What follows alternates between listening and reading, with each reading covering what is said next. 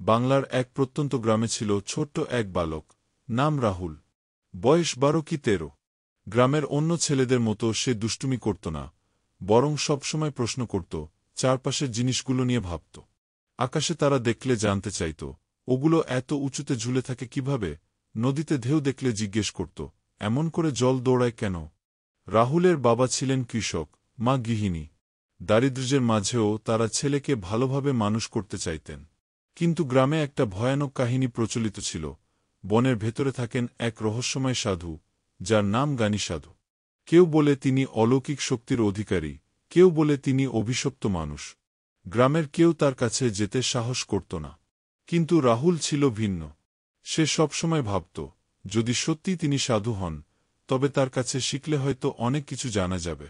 একদিন সন্ধ্যায় রাহুল মাঠে গরু চড়াতে গিয়ে হঠাৎ দূরে বনের দিকে চলে যায়। সূর্য ডোবার আগে সে বুঝতে পারে যে সে বাড়ি ফেরার রাস্তা ভুলে গেছে। চারপাশে অন্ধকার ঘনিয়ে আসছে, ঝিঝি পোকা ডাকছে। ভয়ের সঙ্গে সঙ্গে এক অদ্ভুত কৌতূহল কাজ করছে তার মনে।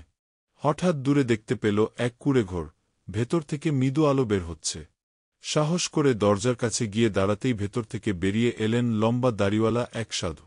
মাথায় জোটা, শরীরে ছেঁড়া কাপড়, চোখ দুটো আগুনের মতো দীপ্ত। সাধু রাহুলকে দেখেই বললেন, তুমি কেন এসেছ এখানে বালক? রাহুল কাপা গলায় বলল, আমি পথ হারিয়ে ফেলেছি। কিন্তু আপনি কি সেই জ্ঞানী সাধু? সাধুর চোখে হঠাৎ কোমলতা ফুটে উঠল। তিনি হেসে বললেন, হ্যাঁ, আমি জ্ঞানী সাধু। এসো, ভয় পেও না। জ্ঞানী সাধু রাহুলকে ভেতরে নিয়ে গেলেন। কুঁড়েঘরটা ছোট হলেও ভেতরে অদ্ভুত জিনিসে ভরা। মাটির পাত্রে শুকনো ভেষজ, দেয়ালে টাঙানো কিছু অচেনা চিহ্ন, আর কোনায় রাখা এক পুরনো ঢোল। সাধু তাকে ভাত আর পানি দিলেন। তারপর বললেন, শোনো বালক, এই পৃথিবীকে বোঝার চেষ্টা করো। ভয় নয়, জ্ঞানী মানুষকে মুক্তি দেয়। কিন্তু জ্ঞানের সঙ্গে সঙ্গে লোভ আসলে সর্বনাশ নিশ্চিত। রাহুল বিস্মিত হয়ে শুনতে লাগল। সে জিজ্ঞেস করল, কিন্তু সবাই তো আপনাকে ভয় পায় কেন? জ্ঞানী সাধু দীর্ঘশ্বাস ফেলে বললেন, কারণ সত্যের সঙ্গে যারা মুখোমুখি হতে চায় না, তারা ভয়কে বেছে নেয়। আমি শুধু মানুষকে শেখাই, লোভ, মিথ্যা আর নিষ্ঠুরতা থেকে দূরে থাকো।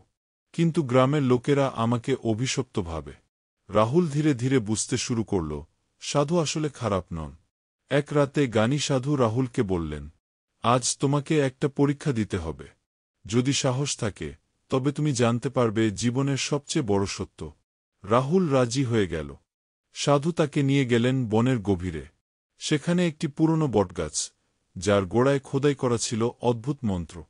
সাধু চোখ বন্ধ করে মন্ত্র পড়তে লাগলেন। হঠাৎ বাতাস ভারী হয়ে উঠল, চারপাশে যেন কেউ অদৃশ্য হয়ে হাঁটছে। গাছের গোড়া ফেটে বের হল একটি সিন্দুক। সিন্দুক খুলতেই দেখা গেল, ভেতরে সোনাদানা নয়, বরং একটি আয়না। সাধু বললেন, এ আয়নায় তুমি শুধু নিজের মুখ দেখবে না, বরং নিজের অন্তরের সত্য দেখতে পাবে। রাহুল আয়নায় তাকাতেই কেঁপে উঠল। সে দেখল নিজের ছোট্ট ভুলগুলো, কখনো বন্ধুকে কষ্ট দেয়া, কখনো মাকে অবাধ্য হওয়া। কিন্তু একই সঙ্গে সে দেখল তার ভেতরে থাকা ভালোবাসা আর কৌতূহল। একদিন খবর এলো, গ্রামে ভয়ঙ্কর খরা দেখা দিয়েছে। ফসল নষ্ট হয়ে যাচ্ছে। সবাই আতঙ্কে পড়ে গেল। তখন রাহুল জ্ঞানী সাধুর কাছে গিয়ে সাহায্য চাইল। সাধু বললেন, আমি তোমাকে শিখিয়েছি জ্ঞানী শক্তি। এখন সময় এসেছে তা কাজে লাগানোর।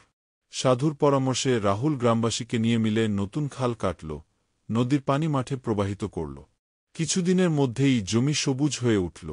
গ্রামবাসী তখন বুঝল, জ্ঞানী সাধু অভিশপ্ত নন, বরং তিনি প্রকৃত জ্ঞানী। রাহুল ধীরে ধীরে বড় হল, গ্রামের নেতা হয়ে উঠল। সে সব সময় সাধুর শেখানো শিক্ষাগুলো মনে রাখত। ভয় নয়, জ্ঞানকে বেছে নাও। আর লোভ এড়িয়ে চললে মানুষ সত্যিকারের মুক্তি পায়। জ্ঞানী সাধু একদিন হঠাৎ অদৃশ্য হয়ে গেলেন। কেউ আর তাকে খুঁজে পেল না। তবে গ্রামের লোকেরা বিশ্বাস করত, তিনি এখনও আছেন, হয়তো বাতাসের ভেতর, গাছের ছায়ায়, অথবা মানুষের হৃদয়ের গভীরে।